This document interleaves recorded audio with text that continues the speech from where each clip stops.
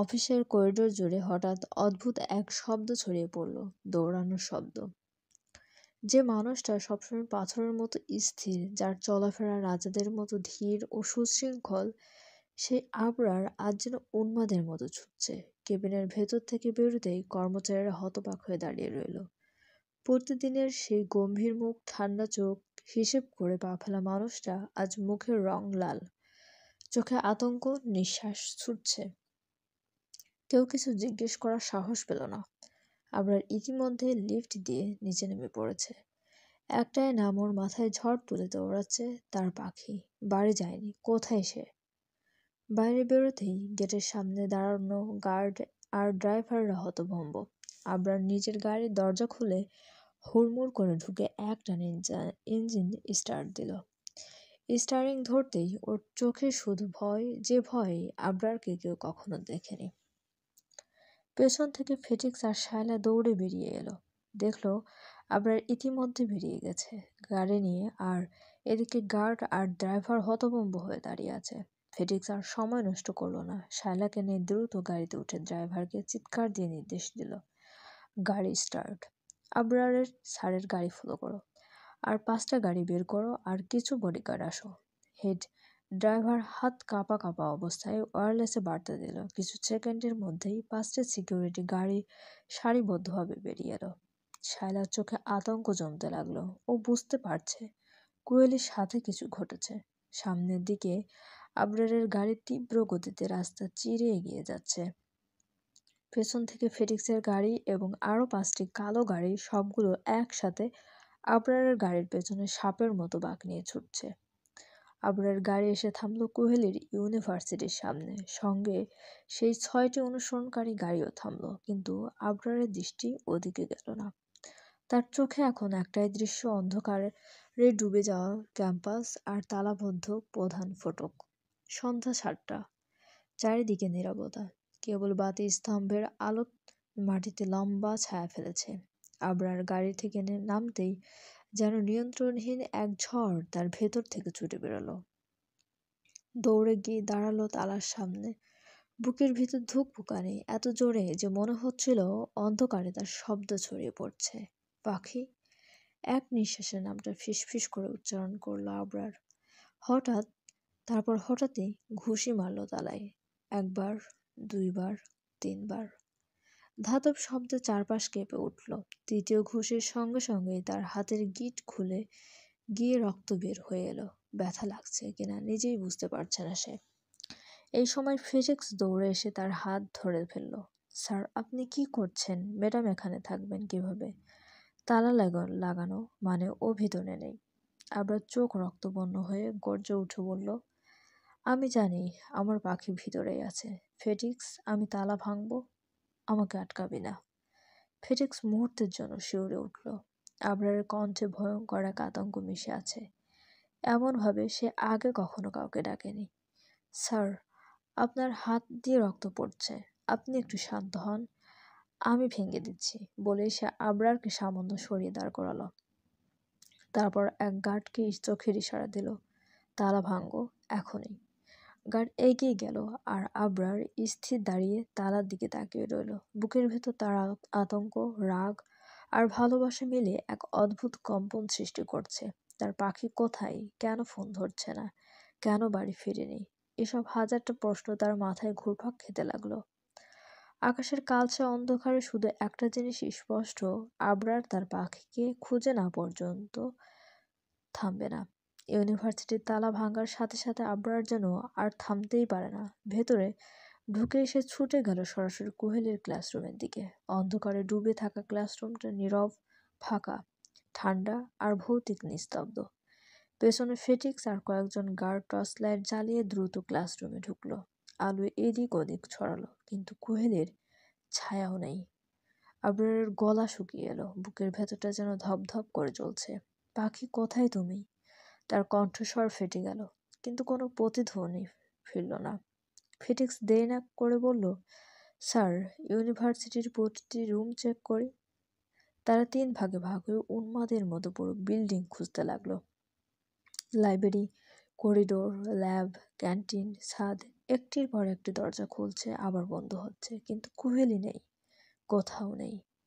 প্রতিটা ব্যর্থ প্রচেষ্টায় আবরারের মুখের রং আরো ফ্যাকাশে হতে লাগলো। তার চোখের মধ্যে আতঙ্ক, রাগ আর অসহায়তা এমনভাবে মিশে যাচ্ছে যেন সে কোনো মুহূর্তে বিস্ফোরণ ঘটবে।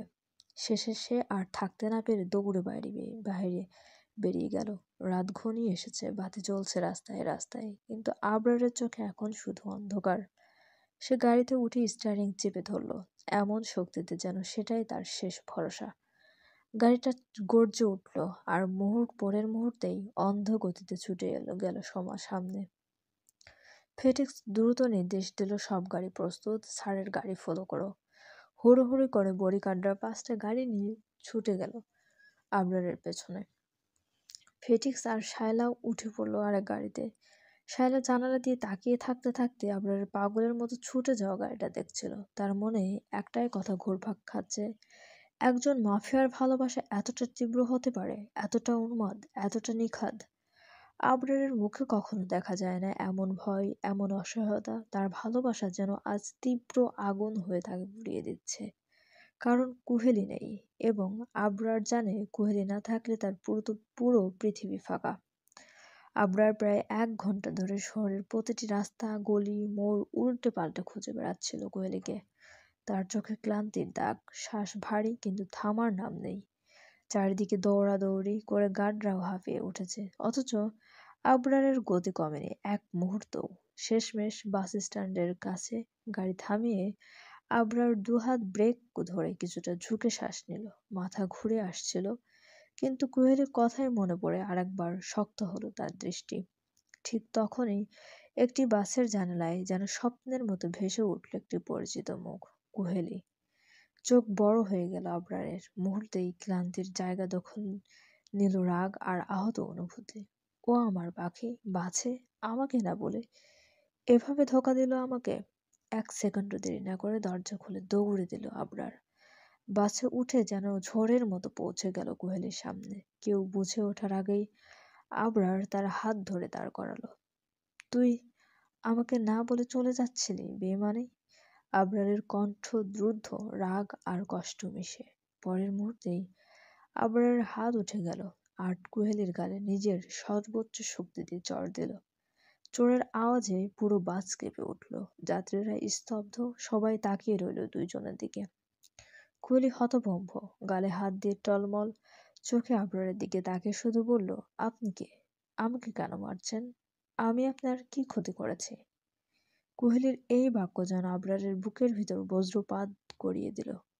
ওর কণ্ঠে ভয়, অবিশ্বাস, আর সবচেয়ে খারাপ, ওর চোখে আবরারকে না চেনার শূন্যতা। আবরারের রক্ত গরম হয়ে উঠল। সে 2 হাত দিয়ে কোয়েলের বাহু ধরে ঝাঁকিয়ে বলল, এভাবে অভিনয় করছিস? আমাকে চিনিস না? আমাকে ভুলে গেছিস? এই বান্দির বাচ্চা, আমাকে কিভাবে ভুলে গেলি? অভিনয় বাদ দে তোর। তোর জন্য অনেক শাস্তি অপেক্ষা করছে। বাড়ি চল, তোকে আমি দেখাবো আমার আগের রূপ। একটু আর করেছে কিনা, তাই তো এভাবে ফালাফালি শুরু করেছিস। আর তোকে আদর করা যাবে না। তুই মায়ের যোগ্য, আদরের না। তার গম্ভীর গর্জন বার্ডস ভর্তি লোকের নিঃশ্বাসে আটকে দিল। কিন্তু কোহলির শরীর হঠাৎই ঢলে পড়ল। মাথা পিছনে আবরারের বুকে ঠেকল। আবরার স্থির হয়ে গেল। 1 সেকেন্ড, 2 সেকেন্ড, তারপর তার ভিতর থেকে যেন মন প্রাণ বেরিয়ে গেল। পাখি, রোজ, এই হারামের বাচ্চা, চোখ খোল। আমাকে মেরে ফেলবি নাকি এভাবে? সাড়া দে, দেখ আমার নিঃশ্বাস নিতে প্রবলেম হচ্ছে। চোখ খোল। এই জান, খোলো না। কোনো সাড়া নেই। আবরার চোখ বড় হয়ে গেল, হৃদস্পন্দন দ্রুত হয়ে উঠল, হাত কাঁপতে লাগলো। তারপর আর 1 মুহূর্ত দেরি না করে সে কুহেলিকে বুকের কাছে টেনে তুলে কোলে নিল, এমনভাবে যেন পৃথিবীটাই হারাতে বসেছে। বাসের যাত্রীরা হতবাক হয়ে তাকিয়ে রইল। কেউ ফিসফিস করছে, কেউ ভয়ে সরছে, কিন্তু আবরারের গানে কিছুই পৌঁছাচ্ছে না। সে শুধু বলতে বলতে দ্রুত নেমে যাচ্ছে, পাখি, তুই একবার প্লিজ চোখ খোল, প্লিজ। পিছনে ফেটিক্স আর গার্ডরা ছুটে যাচ্ছে, কিন্তু আবরারের গতির ধারে রাখা কঠিন। সে বাস থেকে নেমেই সরাসরি নিজের গাড়ির দিকে রওনা দিল। কোহলিকে শক্ত করে ধরে তার চোখে তখন শুধু একটাই ভয়, সে কোহলিকে হারাতে পারে। আবরার গাড়ির দিকে এগিয়ে যেতে একজন গার্ড দরজা খুলে দিল। আবরার কোহলিকে কোলে নিয়ে গাড়িতে বসলো, সাথে সাথে ড্রাইভার গাড়ি স্টার্ট দিল। গাড়ি ছুটে গেল রাতের আধারে, লাইটের ঝলক যেন কোহেলির নিঃশ্বাসের জন্য পথ খুঁজছে। আবরারের চোখ তখন রাঙা, হৃদয় কাঁপছে, মনে শুধু একটাই কথা, পাখি প্লিজ আমাকে ছেড়ে যেও না। রাস্তায় ফিজিক্স ডাক্তার আসিফাকে সব কিছু জানিয়ে দিয়েছে। ডাক্তার আসিফা দ্রুত পরিস্থিতি বুঝতে পারলো। নিশ্চয়ই আজকে রাতে হাসপাতালের উপর দিয়ে যেন একটা ঝড় যাবে, কারণ আবরারের রাগ আর উৎকণ্ঠা পুরো জায়গা কাঁপাচ্ছে। বাধ্য তাই তিনি আর দেরি না করে নিজেই চুপচাপ কেবিনে ঠিক করতে লাগলেন। নিজের মধ্যে ইতিমধ্যেই প্রস্তুতি নিলেন, কারণ তিনি বুঝতে পেরেছেন আবরার এই মুহূর্তে যেমন আছে তা কোনো সাধারণ পরিস্থিতি নয়। হলেও তাই আবরার হসপিটালে ঢুকেই চিৎকার করতে লাগলো। ডাক্তার আসিফা দৌড়ে এসে তারপর কোহলিকে দ্রুত চেক আপ রুমে নিয়ে যায়। আবরার যেতে চাইলেও ফেটিক্স অনেক বুঝিয়ে তাকে থামালেন। তারা চুপচাপ 1 ঘন্টা অপেক্ষা করলেন যাতে কোহলির সম্পূর্ণ পরীক্ষা নিরীক্ষা করা হয়। 1 ঘন্টা পর ডাক্তার আসিফা চেক আপের কেবিন থেকে বেরিয়ে এলেন। আবরার দৌড়ে তার দিকে গিয়ে রাগ এবং আর উদ্বেগের মিশ্রণ কণ্ঠে কিছু বলার চেষ্টা করলো, কিন্তু ডাক্তার আসিফা আগে থেকে বললেন, আপনি চিন্তা করবেন না স্যার, আমরা সব রকম চেক আপ করেছি। ম্যাডামকে এখনই কেবিনে নেওয়া হবে। আজকের রাতটা হাসপাতালে থাকুক, রিপোর্ট আসবে 2 দিনের মধ্যে। ডাক্তার আসিফা চলে যাওয়ার সঙ্গে সঙ্গে কোহলিকে কেবিনে নেওয়া হলো। আবরার পিছনে পিছনে গিয়েছিলেন, কণ্ঠে এখনো উৎকণ্ঠা, চোখে উদ্বেগ, কিন্তু এবার কেবল কোহলির নিরাপত্তা ও সুস্থতার জন্য। পুরো ঘটনা যেন এক নিঃশ্বাসের মধ্যে শেষ হলেও আবরার মন শান্তি পায়নি। কেবল কোহলিকে নিজের চোখের সামনে দেখার তাগিদই তাকে সামাল দিচ্ছিল। কোহলিকে রেখে সবাই চলে যাওয়ার সঙ্গে সঙ্গে আবরার ধীর পায়ে কোহলির শিউরে গিয়ে বসল। তার হাত নরম ভাবে হাতের উপর পড়ল, যেন এমন ভাবে ধরছে যেন নিজের পৃথিবীর সবকিছু ছেড়ে কেবল কোহলিকে ধরতে চায়। কোহলি এখনো অজ্ঞান, তার কোমল গালে আবরারের দেওয়া চোরের 5 আঙ্গুলের দাগ পরিষ্কার দেখা যাচ্ছে। আবরারের কণ্ঠে তীব্র কষ্ট আর মমতা মিশ্রিত হয়ে পড়ল, পাখি তুমি কি আমাকে সত্যি চিনতে পারছো না? হঠাৎ কোহলি চোখ খুলে পিটপিট করতে করতে তাকালো, কপাল কুঁচকে কেবিনের চারপাশে দেখে বিস্মিত হয়ে বলল, আমি এখানে কেন, মাফিয়া সাহেব? আর আপনি এভাবে এলোমেলো কেন? আবার হতভম্ব হয়ে রইল। আজকের দিনের ঘটনা, তার পাগলামি, কোহলিকে খুঁজে পাওয়া, সবকিছুর স্মৃতি কোহলির মনে নেই। কোহলি যেন অচেনা জগতে এসেছে, আর আবরারের চোখে উদ্বেগ আর কষ্টের মিশ্রণ ফুটে উঠল। আবরার অবাক কণ্ঠে বলল, তোমার কিচ্ছু মনে নেই পাখি? কোহলি কপাল কুঁচকে বলল, আজব তো, আমার কি মনে থাকবে? আমি তো ইউনিভার্সিটি গিয়েছিলাম, তারপর গেটের সামনে গেলাম, তারপর তারপর আর মনে পড়ছে না, বলেই 2 হাত দিয়ে মাথা চাপ দিয়ে ধরল। আবরার সাথে সাথে কোহলিকে শোয়া থেকে টেনে তুলে নিজের বুকের সাথে মিশিয়ে নিল কোহলির ছোট্ট দেহখানা। তারপর শান্ত কণ্ঠে বলল, রিল্যাক্স পাখি, কিচ্ছু হয়নি। তারপর ইউনিভার্সিটি থেকে আমি তোমাকে বাড়ি নিয়ে যাই। তারপর তুমি অজ্ঞান হয়ে গেছিলে খাওয়া দাওয়া ঠিক মতো না করার কারণে। তাই আমি বারবার বলি খাওয়া দাওয়া ঠিক মতো করো, কিন্তু আমার কথা শোনো না। আবরারের কথা কোয়েলি বিশ্বাস করলো, কারণ আসলে ও ঠিক মতো খাওয়া দাওয়া করে না। চলবে, চ্যানেলটি সাবস্ক্রাইব করে আমাদের সঙ্গে থাকুন। ধন্যবাদ।